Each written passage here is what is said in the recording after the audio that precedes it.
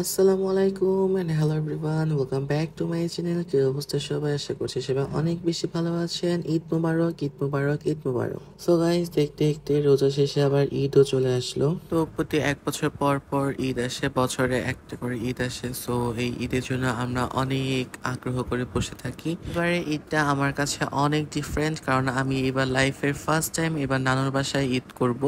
So সেজন্য এবারে ঈদটা জানি না কেমন হবে।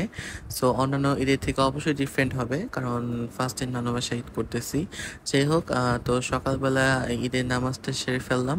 তারপর নামাজ টামাজ শেষ করে চলে আসলাম সরাসরি নানুর বাসায়। অ্যান্ড নানুর বাসায় হচ্ছে সবাই মিলে খাওয়া দাওয়া করলাম, খিচুড়ি মাংস সকালবেলায়। আমার আসলে সত্যি কথা বলতে সকালবেলা খাওয়ার ওরকম অভ্যাস নাই, সো আমি সকালে খাইতে পারি না, তাও একটু খাইছিলাম অল্প একটু করে।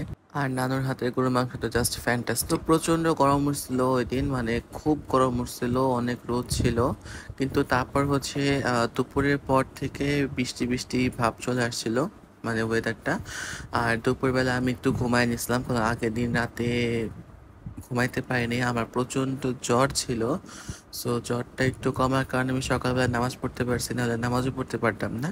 তো বাসায় বসে থেকে কি করব, দুপুরবেলা হালকা একটু ঘুমিয়ে রেছি নিয়ে তারপর বিকালবেলা চলে আসলাম হচ্ছে চিকলি রিসোর্টে, বাইপাসে এখানে চিকলি রিসোর্ট যেটা, সেখানে।